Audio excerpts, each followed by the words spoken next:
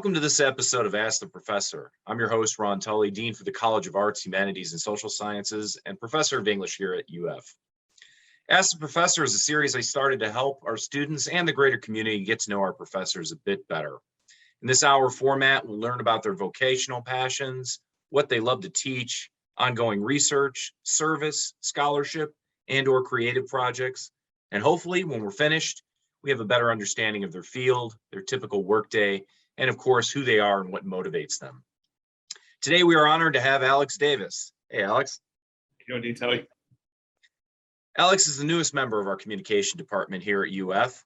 He's originally from Dayton and completed his bachelor's and master's in media and communication at Bowling Green State University, where he's currently finishing his doctorate with an emphasis in the study of social movement. I foresee a question coming on that. As faculty advisor of our campus radio station, WLFC 88.3, he is able to put his 13 years of broadcast experience to use in facilitating the growth and knowledge of our students and our staff. While still new to the UF community, he looks to continue aiding in the already service-based campus, and he has quite a tradition of that. Alex resides here in Findlay with his son, Miles. So welcome, Alex. Thank you, Dean Tulley. I appreciate the opportunity, and thank you for having me. Absolutely, and welcome again to UF. Yes. So you've had some interesting experiences as a DJ and as a station programmer. Maybe you could tell us or tell the students what it means to work in radio today when we have so many options like Spotify, Pandora, Amazon, Apple Music. No, great question. Thank you. And as we've discussed before, radio is an ever-evolving field, and we've seen a lot of transition, especially over the course of the past 2 to 3 years. Radio today is different than it was in 1990, 1980, even 2000. But that doesn't mean that it's not a beautiful medium. I think radio is one of those things that will always be around as long as we have some type of frequency, some type of FM or AM dial. It's also a free medium. To the most part, radio today is different in the aspect that while it's should remain and it does remain live and local with the internet. In the internet, we are able to not only remain live and local, but access global populations. And so now radio talent and programmers are forced to create digital content. And I say forced, but you should be creating digital content. And so while we can be live and local and we can work and teach on that, we can also teach on ideas of content creation, branding, marketing regarding media that you produce, whether it be a podcast or whether you are doing a radio show, or maybe you like to do an interview series, i.e. Ask the Professor, which is that's the content that I watch, to be honest. I'm a visual podcast interview viewer. That's what I like, and I think a lot of people do like that. I hope so. But nonetheless, I think that's where radio is at today, and I think there's still plenty of opportunities for growth in radio, not only to remain and stay in radio, but to utilize radio to get to other avenues of digital media, journalism, television broadcast, your own content creation from your home studio, whatever it may be. So obviously a lot of our students, I'm sorry. No, you're good. You're good. I was getting ready to cut it off anyway. Yeah. A lot of our students that do things in the arts per se come from other disciplines. So how do you, what's kind of your elevator speech for a student, let's say a student studying pharmacy? What would you tell them in terms of how to get involved with WLFC? Why would they want to get involved with WLFC?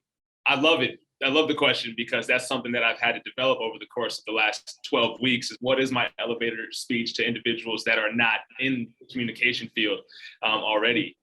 And part of it is during my own classes, I hear voices and you recognize just enthusiasm or personality. And some of these things are not things that can be taught. You either, have just a boisterous personality or outgoing, and not that you have to be in radio, right? But some things are noticeable, like, okay, this would be a perfect person to get on board. And so while so-and-so may be a pharmacy major or an education major or pre-vet, or I hear this personality, and you know what, we have this opportunity here on campus, 88.3 WLFC, and it's not only geared. It's not only geared or specifically geared towards communication majors. It's open to everyone. And while we're an indie music station, for the most part, you can discuss whatever you'd like to on the radio. You can play. We have being that we are indie, we have a wide library of music to choose from. So if you don't like this, you may like this. You can pick from over here, pull from over here, restructure your hour, 2 hours, 3 hour show, however you'd like. And that's kind of my elevator speech, is that we're open and available to whatever you would like to do.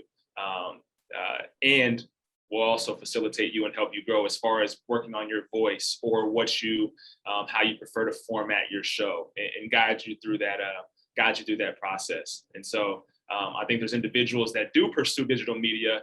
Beautiful. I love it. I was one of those individuals. Of course, we're around a lot of those individuals, but those that just because they're not innately pursuing it or already involved doesn't mean that they wouldn't be great for it or that they wouldn't love it. And so what I'm finding as we continue to recruit and get student staff involved is that, they really love it. They just didn't know they loved it because they weren't already involved. And so just about building up and then helping grow and show what opportunities are available that they didn't know. And so now I'm finding, okay, there is a love here. They just didn't know the love existed because they weren't already involved.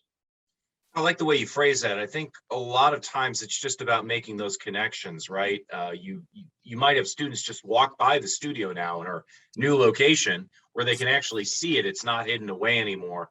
Hopefully that spurs some conversations with people where they're like, I never really thought about that, or I might not have thought I had the talents for that, but that sort of interests me, and maybe I'll go in and check it out. Most definitely. And that's what I've been telling a lot of our student staff is the more you're in here, the more individuals are going to see and wonder what you're doing in here, how you got in here. And they may just be inquisitive and just want to watch. You may just be entertaining on your own, just being in this glass bubble, right? Sometimes I have to remember that, I'm in here, but I'm also visible. Right. So I'm on my phone or I'm talking to myself, right? Okay. They just saw me. Okay. But you're here. So embrace it, enjoy it, and realize that no matter what, if someone's walking by, you will be the center of attention. And some people love that and embrace it. Others, it takes time, but it's a positive thing. So center of attention in a great way. And so the new location is amazing. We have foot traffic on the daily, a lot of passerbyers. And I catch myself working in our production studio or just doing stuff around the area. And there's a lounge outside, right directly outside of the station. And so a lot of students utilize the AMU in that space specifically to as quiet space to study or work. And I notice a lot of eyes that go up every few moments, like, what are they doing in there? And so you can kind of tell they're okay, that looks cool. At least I hope that's what they're thinking. But yeah, so no, the location is amazing. Love the location. And I know that the students won't have time to see this because the premiere for this episode probably won't come out until Monday of next week. But tomorrow is actually our ribbon cutting for the new studio space at 4:00. So unfortunately, we won't get the message out through this media, but we'll get it out in other ways. And I expect a good turnout for that. The other thing that I want to give students kind of a heads up, and I think you're aware of this, is that space it's still evolving. While the station itself, most of the structural work is done. One of the hopes we have is to add kind of a semicircular stage in the other corner of that room, which used to be known as the Oiler Mart. So we can have live music there too. And you and our other DJs, student DJs, can interview artists on the spot, maybe while they're performing. I'm pretty excited about the possibilities with that. No, most definitely. That's kind of where my eyes have been too, in my vision and thought process is how we can engage community, whether artists or campus members or community members in general. One of my big things, and this goes back to your first question about where radio lives today, is that a lot of things, when we say them on the radio or do our show, they go over the airwaves, and that's that. You can record your show, right? So, which is great. But if you just say it over the radio and don't do anything, it's gone. And so what I've been trying to teach our students is record your show, record the entire show if you want. And then when you do have individuals come in for interviews, or you do segments or bits, whether they're funny or whatever, maybe you're doing a movie review or a shoe review, whatever interests you, record it visually. We'll put it on the YouTube, and so that your radio content doesn't get forgotten on the airwaves. Now it lives forever on the internet, and so that's what we're working on now. And so you just kind of reiterated that with doing the interviews and having artists involved. And so I think that's a beautiful opportunity that we present as well. Yeah, I guess that's the good and the bad of the world we live in now, right? Everything is recorded, whether you want it to be or not. Whether you want it to be or not. Right. And certainly, as you point out, it's great when you're learning, particularly if, I tend to not have a lot of ego when I'm making mistakes. And I always encourage students to kind of let go of their ego and just listen openly, so you can improve. But yeah, that's an advantage that today's DJs have that we just didn't have back in the day. So that's a great point. Yes. So obviously, like all of our professors here, you wear a number of hats, and radio is one of your loves, but you've got a lot of other things you're doing. Why don't you tell us about what you like to teach and why? What courses, what topics, what do you like to teach? So I'm currently teaching principles of speech. Next semester, I will be teaching intro to digital media. I love production courses. Obviously, that's kind of goes hand in hand with radio and whatnot. I love audio production, video production, but I'm also, as you mentioned at the beginning, I don't want to say pretty well versed because I'm advisors and committee members that are way versed than me. But my emphasis of study in my current program is social movement study, and so social movement theory, new social movement theory. I look at old theories as well, resource mobilization, and so on and so forth. But a lot of social movement study, also a very rhetorically critical scholar. So I look at a lot of not necessarily texts, but text-based media. So I like to analyze albums, musical works, do content analysis of perhaps musical productions, whether it's a play or a music video, so on and so forth. I'm a big hip hop head, so I do a lot of review work based on different songs or albums and things that are released in the musical world, if that makes sense. Absolutely. And, I would add my plug here as a rhetorician to your point about text. A text can be anything. It can be a web text. It can be a literal printed text. It can be an audio recording. So absolutely, that's all fair game out there. Good to know. Social movements. Obviously, I have my own preconceived notions. I'm sure a lot of our audience does, but I like to hear kind of an operational definition from you and what that means in terms of your research. So I'm not as prepared for this question as I would like to be. I'm currently working on, so my dissertation study, part of it revolves around looking at the artist as a social movement. Nowadays, more than ever, I think, especially with independent artists, goes hand in hand with 88.3 right here, but they create their own brand, and they have the ability to, right, with all the resources that we do now have, but they create their own brand, their clothing, their merchandise, their music is a part of their brand. There's not a necessarily as big of a involvement from a major corporate record label. If you are an indie artist, you kind of do that yourself. And not to say that an artist on a major label wouldn't be the social movement in their own right. But I think all of these things together, brand, music, commodity, can combine to turn the artist into a social movement. I mean, it takes more than that, right? You have to be consistent and Sure. it takes time. But I'm looking at the artist as a social movement. And so that's kind of where I'm branching out into. I'm not as there yet, still in the dissertation phase, but when I get finalized, the goal is to have an end-all definition and possible hybrid theory between CRT and new social movement theory, or that's kind of where I'm at right now, but that's the goal. That's interesting. Yeah. And I'm glad you kind of expounded upon that, because that's not where I would have gone with it. But I can certainly see certain artists today, somebody like Kanye comes to mind immediately. I mean, his presence, the way he's branded himself, he's kind of a moving target. And I know, there's a lot of course, disparaging things about him too in the media. Right. But I've always kind of admired the way somebody like that has tried to control and evolve their image as more than simply an artist. Yes, no, definitely. And just to kind of clarify, while I'm looking at the artist as a social movement, the more broad aspect, it doesn't have to pertain to an artist, is I'm looking at the individual as a social movement as well. So the artist was just more of a specificity, but I think the same applies. Individual artists, they are an individual. So that's kind of where I was at. But no, everything you said is right where my head is at for sure. Right. And I can see some, you and I were talking off camera yesterday about some of the, some of the groups that I grew up with and some of the, hip hop influences that you were interested in. And I think particularly you mentioned CRT and comparisons there. Thinking about an artist like Public Enemy, to me, seems obvious in terms of the influence they had on later hip hop artists, Yes. and particularly in African American movements. But Yes. I mean, that resonates. Definitely. No, I appreciate your comments and any knowledge that you do have to offer, Dean Tulley. I will take as dated as it is. Not at all. Yeah. So we need young professors, folks like Alex out there, not old guys like me. So so I get a little bit of your research here, a little bit of your teaching. Maybe you could share with us. I'm sure the students want to understand this. Service is a big part of what you do, and you said that was one of the attractive elements about UF is our tradition with service. So how do you, particularly when you're working one-on-one, you said that you like to educate in terms of audio programming. How do you coach or mentor a student? How do you build on improvements you see in the person's knowledge and skills, and maybe how do you address those mistakes one-on-one with that student? No, that's a great question. These are all great questions.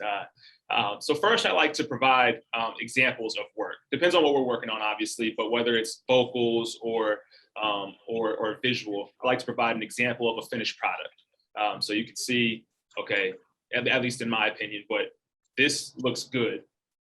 Now the question is, how do we get there? Or this sounds good. How do we get there? And so sometimes I'll use my own voice. Sometimes I'll use friends in industry or radio broadcasts or television as examples that I think are fairly solid. And then we'll start working towards that. So I'm working with a couple students now, specifically on their voice.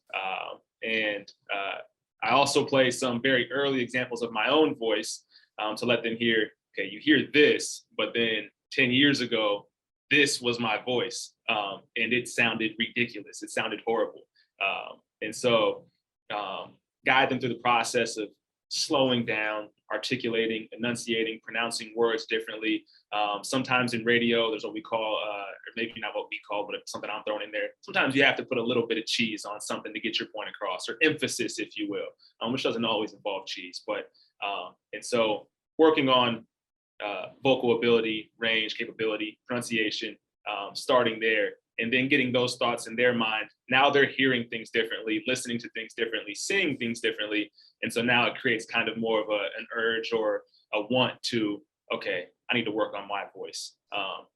And I always want them to work with their voice too, because for me, it was always, I can add to my catalog if I'm using my voice, my own voice, right? For what job purposes, further employment. Not only did I edit this, but I also use my own voice, and now it's part of my end-all catalog. And so we start there. They work with their voice. We edit, for the most part, audio-wise, use Adobe Audition, but we can branch out to other programs as well. And they continue to work with their own voice. We get familiar with the software, a couple training sessions, and then I let them have at it and check in every couple weeks. How's this? Any help here? Let's hear how you sound. And so we do what we call air checks, not only with on air, but also with production in general. Okay, this sounds great. Wow. Remember how you sounded 2 weeks ago? And it's usually like a laugh there. Like, I can't believe I sounded like this now, because now I sound like this, or now I edit this way. It took me 10 minutes to do this. Last week, it took me an hour and a half. And so just to see that growth and progress, that's kind of how I lay it out for them. And the same would go for any visual editing as well. Whether they're on camera or someone else is, but I like to do stuff with them on camera so they can see themselves. Okay, we can work on posture, we can work on presence, we can work on hand gestures, which goes hand in hand with like a principles of speech course here at UF. Because now we're working on those movements or those vocal techniques. And now you see yourself, and now you may laugh or like, oh, I hate that, or, you become very critical of yourself once you see yourself on camera. But then the next time They're like, I don't want to do that, or I like this, I'm going to do this again. And so now you're liking yourself more and more on camera, more and more through speakers because you're working on it. And so that's what I love. And so far, in the past 12 weeks, I've seen a lot of growth in our student staff, and also just in students in classrooms in general. So yeah, I've seen a lot of positive outcome, nothing bad at all. You're making me, it's been a long time since I taught principles of speech, but when I would do it, I would always look for orators that had certain tics Yes. or certain elements about them that were unique. But also I felt we're able to use things like pregnant pauses, gestures at certain point for emphasis. And I realized that the nonverbals aren't as big of a deal in pure radio. But if you're doing even podcasts like this, gesturing is certainly part of that. And I would use examples like, obviously Martin Luther King, Bill Clinton, folks like that were obvious politicians that you could go anywhere and get clips of. But thinking about your experience in radio, are there specific DJs that you direct them to say, hey, listen to this guy or listen to this woman, how she does things? I could. Let me condense myself here because I could talk about this for years. But no, for sure, most definitely. There's a couple, what I would say, in the big leagues and a couple in the minor leagues, if you will, analogy wise. And I usually start in the minors because I like to, these guys, sometimes they do it better than the big leagues, right? And so a couple would be like a Tino Cucino, who was a self-syndicated radio talent, currently based out of Phoenix and LA, kind of between there. And he started out at a fairly corporate station, I believe, but at one station. And now he's self-syndicated to where he's, I don't know the exact number, but definitely over 50 stations across the nation. And that's without any major corporate backing. So I use him delivery wise. He does a lot of content creation. And so I think the students are able to see, okay, this is great. He's radio. Oh, this is radio too. And it's all radio. Radio is no longer just on air. Radio is all of these things, having your own podcast, having your own visual interview series, taking photo shoots. Perhaps you're doing parodies of different songs. Radio is all of that. So I use Tino Cucino, a guy named Mr. Peter Parker, who's currently based out of Minneapolis. I use him for vocal delivery. He has a very strong presence with his vocals, and he also uses his hands. There's a guy who's been around for ages out of New York, Broadway Bill Lee, and he still to this day will put up Facebook posts through his fan page. I mean, Broadway Bill Lee is huge. He's big leagues of the big leagues, but he'll do a break for like a minute long, and it's just flowing. And he takes it back to old radio where he's kind of throwing some rhymes in there and there's a little bit of cheese, but he's Broadway Bill Lee, so he can do this. Nonetheless, you hear and see everything he's doing. And so it provides a real-time example. Oh, wow. Not only is he smiling the entire time, but while he's talking, he's using these gestures. And so when I use someone like Broadway Bill Lee, the point is that when you're recording a commercial or when you're in the studio, whether by yourself or with others, talk how you would talk in a regular conversation. And so you wouldn't have your hands tied behind your back when you're talking with one of your friends, right? You would do this and whatnot. And so, because that emphasizes not only the point you're trying to get across to them in person, but also that's going to affect how you speak vocally or how you speak on the radio. The other big characteristic that we work on is smiling while you talk, whether you're producing a commercial or on air, provided it's a happy topic to smile about, right? But people can hear smiles, whether it's through if we didn't have the visual right here in Zoom and we were both just had our names popped up, I could hear whether or not you were smiling and vice versa. And so the more I'm pretty sure maybe people don't think about that all the time, but I think I think you can hear it. I hear it in a commercial, whether a student is just reading it, like put a smile on. We play both versions back. They're like, oh, wow. No, I definitely sound more inviting and more welcoming, which is the goal of a commercial. So, but those are long story long. Those are a couple of the individuals that I utilize to get those points across for sure. Great. And psychologically, I think there's evidence to what you say. It's definitely from a speaker's perspective when you smile, it literally affects your brain Mm. in terms of sending those signals emotionally to change your feelings. So, you know, there's some truth to the notion that even if you're not feeling well, smiling does affect your demeanor. And I think you're right. You can hear it in the voice. You know, Wow. I'll take it. I didn't have the reference point, so I'm agreeing with everything you say for sure. So I'm going to kick the can down the road a lot. I know you're a newbie. You've got a lot on your plate. You know, you're a young father, young son. You're trying to finish up your doctorate. You're hustling, man. You got a lot on your plate. But I want you to think down the road, because Findlay is a place that I think, you know, what makes it attractive to students is they really get to know their professors. They get that one-on-one relationship. So let's talk about Alex, 10, 20 years down the line at UF. What do you want your legacy to be with your students? Wow. Got amazing questions, thought-provoking questions. I as cliche as this may sound, I want to remain in the UF mindset, service providing, whether that is individually one-on-one, whether it's group service through teaching a course, or radio backing. I think about the students that we do have here at 88.3 WLFC, whether they go into radio or not. I would love for them 10, 11, 12 years from now to think back, oh, I loved working at 88.3 WLFC. Remember, Alex told us this. Oh, wow, I'm using this now. Oh, this is crazy. Or maybe one of them does go down the broadcast, into the broadcast field that wasn't in the broadcast field before. And that would be amazing. But just for the students to be able to look back on their time at the station, reflect that they had fun. They tried something different, which see in the back. I know it's back. Yeah, right. Now, but that was not intended. But they tried something different, something new, got out of their comfort zone, and that Findlay UF provided this opportunity to them, and that they enjoyed their time in this space. I catch myself in the station working, and I go home. I'm like, I just enjoy being in the station atmosphere. It's become, even in the short time we've been in this space, it's become kind of like a home. Like you step into it, I'm comfortable as can be. And the same goes for the classroom. And I want students that have participated in a course that I've taught to have the same exact opinion, the same exact thought process. Per se, right? Or per instance, right now I'm teaching principles of speech. Oh, wow, that class really helped me.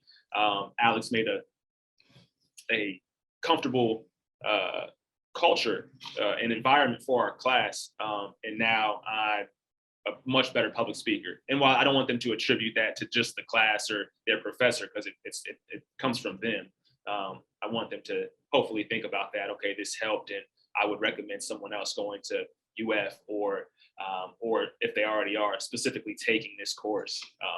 We have a lot of good speakers already, a lot of talented individuals in our classes. And so a lot of times I just tell them, let's just work on structure. Your voice is there. You sound good. You're confident. You're comfortable. You smile. Your eyes are inviting. But I don't think that these are things that they've been told or always been told or have been told. So they get up there and hear that and they blossom. And it's like, it's nothing to do with me. You've already got it. You just didn't recognize that you had it. And so I just would love students to look back on it. This is a great time. For me, 10, 20 years from now here at UF, I just would love to continue providing service. I think about David in Helping Hands Food Drive, or someone like Dave Imsweller, who just provides service nonstop. And I would like to follow in those kind of footsteps. My chair, Dr. Montague, I think a lot of individuals may see professors as, okay, they teach, they grade, and they're done. But as you said, especially here at UF, people wear many different hats. And so I ask her a million questions a day. And I really honestly try not to. But then I also just pick her brain. I know I'm going to find an answer that's going to help. And I know I'm going to gain a mass amount of knowledge in the span of 10 minutes. And so I see all that she does. And I'm like, you do so much. But I think that's a testament to not only her, but our department and our campus community, is that there's service being provided in so many different ways. It doesn't have to be a charity-based drive. It can be. It can be one-on-one. It can be group-based. It can be just providing any type of morale. The smallest thing goes a long way, and I've seen that more than I ever had in the past. 13 weeks now. Wow, we're in week 13. Here at UF, and so my goal is just to embody stuff from those individuals, and hopefully I can provide that same atmosphere to someone in my shoes 20 years from now. Long-winded response. I'm sorry. No, that's good. That's what we're here for. We're here for the long-winded responses. And it's, again, for our audience, we mentioned the ribbon cutting coming up tomorrow, but this is such an exciting time because you're new, the station's new, we've had this turnover. Most of your colleagues are new. Fong has only been here a couple of years. Megan just got tenure. Kit has only been here a couple of years, coming over from Defiance. So the majority of your department, like you, is young, hungry, has their own vision. Yes. So, part of that legacy is, the basic thing I always think of is leaving it better than you found it. Yes. One thing, right? And, higher ed, from its traditions, is always about the apprentice and the novice, right? And somewhere along those lines, as you become professor, you trade that role where you're the expert and you're training the novice to replace you. So I always tell people, like, on my door today, it says Office of the Dean. It never said my name. And that's the way it should be, because we're all just renting space. Wow. You've got to make that position your own. You got to own it, right. But you also always have to be thinking about you're just playing a role. Somebody else is going to play it too. You gotta maintain, and that's what service is about. I love it. No, I love it. I love it all. Love it all. Yes. So let's keep along. You've talked about your legacy a bit. So let's talk about your students a bit. You're going down a hall and you bump into a group of students and they're talking about you and they're saying good things. What are they saying? Wow. Where do you come up with these, man? I borrowed this one. This is phenomenal too. Well, hopefully they're saying good things. Hopefully I don't give them any other thing to speak about. Well, just wait. There's another part to the question. I think they're saying we're able to relate to Alex. There's a good and a bad part about, and I don't know how I look to others physically, but sometimes and I've heard from students, they've asked me my age sometimes, or not sometimes, that throughout the course of the semester they have. And so I think there's a good part about. You tell them? I do tell them. I do. About being able to relate to them, although I'm still about 10, 11 years removed from where they're at in life, age-wise. I think that helps me. Sometimes I think it can be an adverse effect where now I'm too relatable sometimes. But I think that's all just building a positive classroom culture. Guys, I can be cool. I can also be uncool. But I also don't think that isn't necessarily an age thing. I think youth doesn't have a number to it. But I think they're saying he's relatable. We enjoy being in his class. His classroom is open. There's not any type of power trip going on. He just wants us to excel, and they can come in and be themselves in the classroom. And not only will that go for a principles of speech class, but a digital media class as well. Any class, you can come in here and be yourself, and that's the biggest thing. And so I think that's what they're saying. We enjoy being able to be comfortable and open in his classroom without any type of negative attention or feedback or opposition. So I hope that's what they're saying. Okay. So you preempted me there. You talked about, well, I hope they're saying positive things. You keep going down that hall and you turn to the left and there's another group and they're saying, well, they're not saying very nice things about you. What are they saying? Alex has the worst dad jokes in the world. He's a new dad, and so maybe he's taking a little bit too much time on him. That may be one thing. I am a fast talker. That's always been my biggest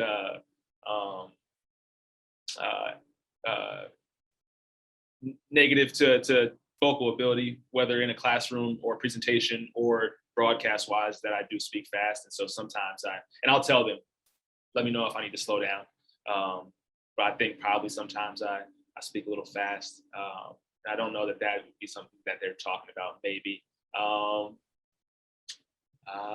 No, I don't. Not to say that they're not saying anything bad. I'm not an angel, right?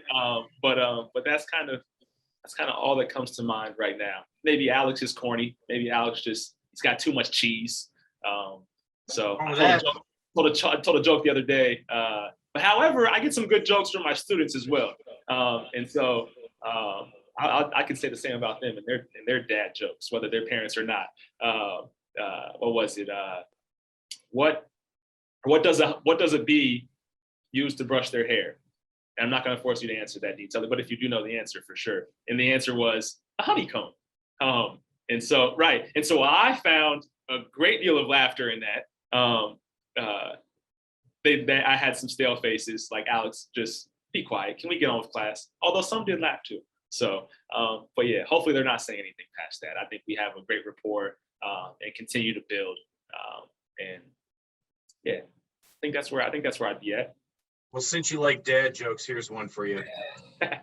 I wore a shirt the other day that had my first letter of my name and the first letter of my last name on it. How do you think people perceive that?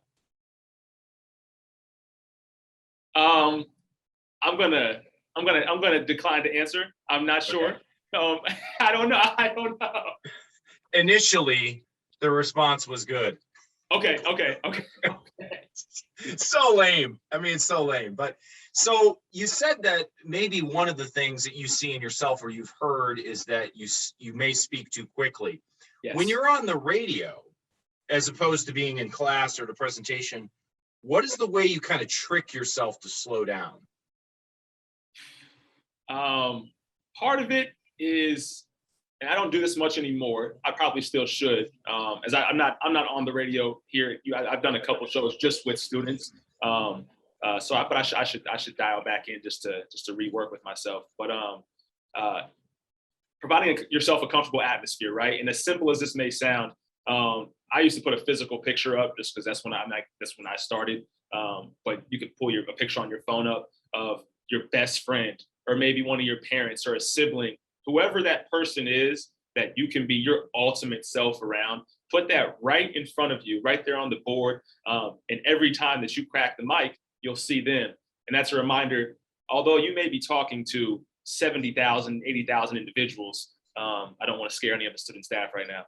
So we'll leave it there. That might be too much. But although you may be talking to that huge amount of individuals, treat it as though you're talking to this one person, your best friend that's in the room. And for me, that was kind of part of it. I mean, although you're comfortable around your best friend or your mom or your dad for the most part, right?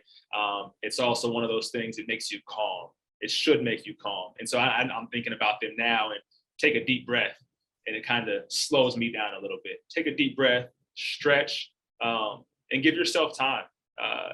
Sometimes I would get into hurries, and I do so much on the computer or edit-wise before the song ends, before I want to crack the mic, that I would pick my headphones up with 10 seconds to go in the song before I was getting ready to talk. And you never know what can happen in 10 seconds. The headphone cord can get tangled.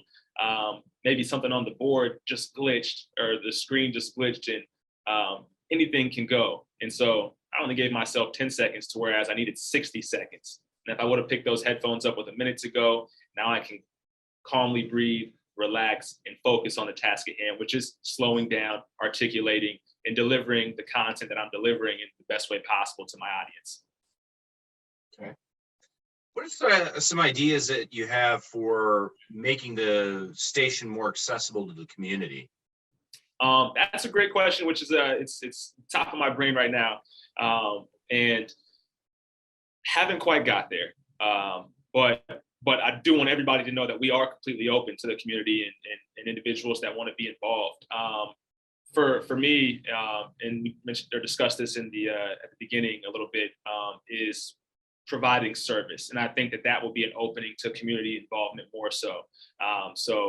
One thing that I was able to be involved in past experiences in Las Vegas was a school supplies drive.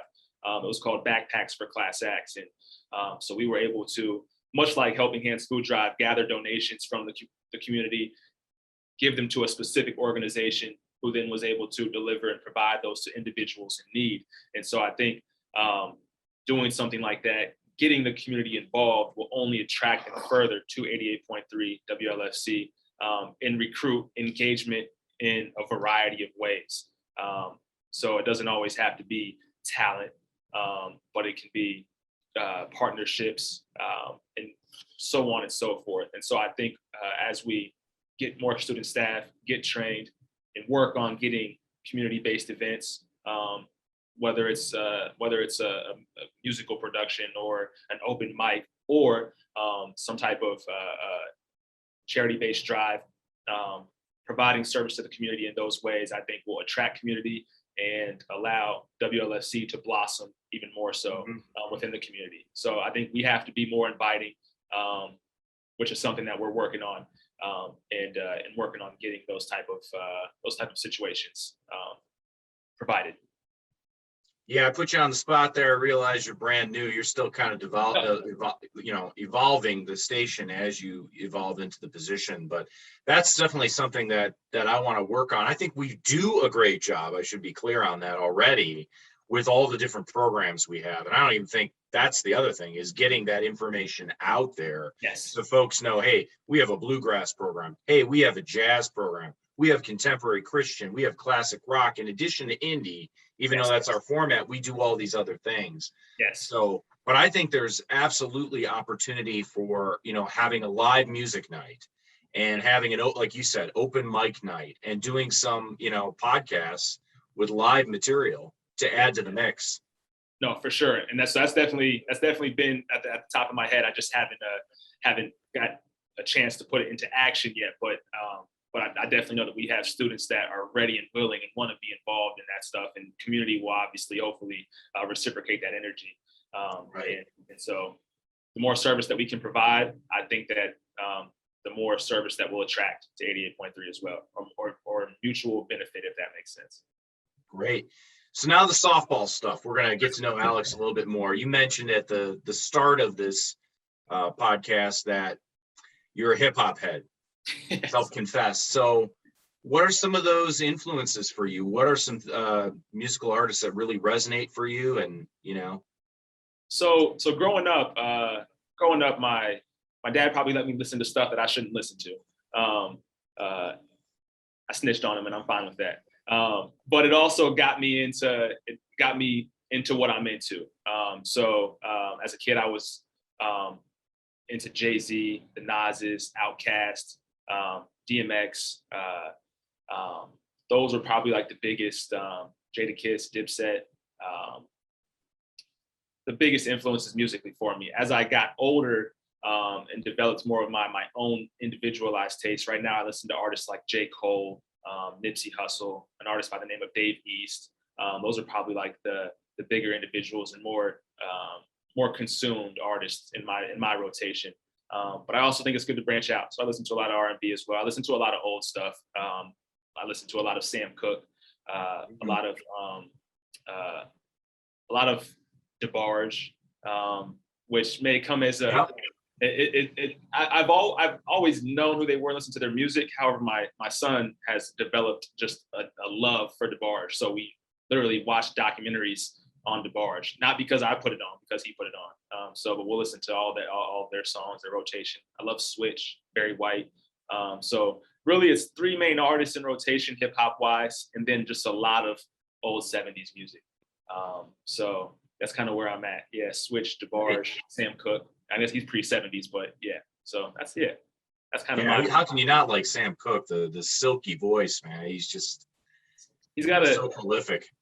I had a discussion with one of my classes last week, and they said when they're in a down and out mood, they listen to sad music. And at first I was like, well, why would I listen to sad music when I feel sad? I want to be happy.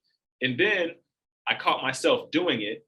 I was listening to a Sam Cooke, and the song is called Sad Mood. Didn't realize I was doing it though, because the song is presented in such a happy manner. But Yeah, right.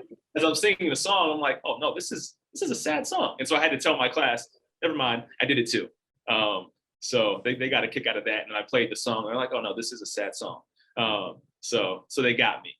But yeah, that's kind of where it lies for me. Nice, nice. We definitely have to talk more hip hop. You know, growing up in Chicago, house was huge in the 80s. That was when I was a teen. And the DJs that I remember, and this probably wouldn't resonate with you unless you know the Chicago market, WBMX and WGCI. They were okay. They were the ones, and both historically African American stations, mostly played South Side, West Side, but it was all about, I would say, almost 4 or 5 nights a week. They would have local DJs on there running the show for like 6 hours, and it was just house mixes. So people would play the station live at the club.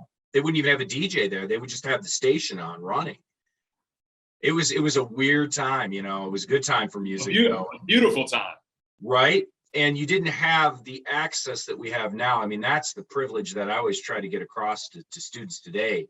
The access to information and learning about things, totally different. Like, you would have to search around for a hard copy of an album, a CD, or a cassette, and they cost like 12 to 15 bucks in the store. You didn't have that kind of money, so people would dupe stuff.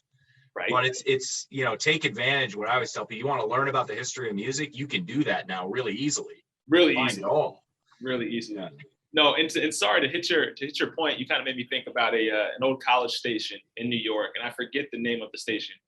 Forgive me, but two of the talents were Stretch and Bobbito, and they were on this indie music college station. And if it wasn't for them, a lot of hip hop artists that made it big and are huge today wouldn't be anywhere close to where they are. And so while it's a different day and age, I think that college radio, indie radio still has that same ability to not only assist and help artists, but even break artists. And I think that those artists are and will be appreciative of that. And so Right. I look forward to hearing, and it's already happened, right? WLFC has been around since the early 70s, but to hear more conversation about our student staff now. Oh yeah, so-and-so at 88.3 WLFC was the first one to play my record back in 2021. Right. So on and so forth. And so just wanted to you kind of took me down that route. But and just understanding the genre too. I mean, indie kind of, I think it gets lumped in with alternative and college music, those kind of 3 terms. Definitely. But to me, indie, obviously its roots, independent, was always about promoting local artists, regardless of the genre. Where I got introduced in the 90s to more hip hop artists that were up and coming was through alternative stations. Yes. Because they would play things like, I remember the first time I heard Ice-T's Body Count.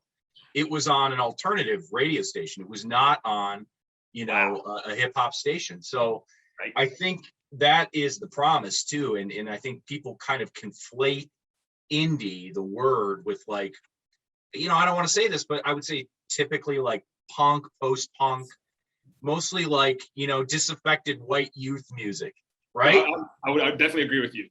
Right. And I think it's much broader than that. And I think that's what we offer at the station is much broader than that. No, for sure. And we offer everything, whatever you want to hear, we have it for you, and we'll continue to have it. So no, we offer a diverse collection of not only music, but vibes in general, as broad as that sounds. You're going to get a vibe when you listen to us or when you talk to us or call in, and you're going to get a good vibe. So 88.3 WLFC represents Findlay, the university, and the community. And I think we just want to continue to do that and do it more. So, yeah. Yeah, and definitely, as you said earlier, you can access it anywhere too with the app now. Yes. I always encourage students, I'm like, you know, just as a project, listen to it on 1 hour, choose an hour, the same hour over 5 days. Yes. And hear the voice of who's playing that music in their choices, right? Yes, definitely. Yeah, definitely. So we're almost here at the time. Just 2 other questions for you. Students who are coming into college now, you're still sort of a student. You're wrapping up at kind of the final end of being a student there as a PhD student, although I would argue we never stop being students.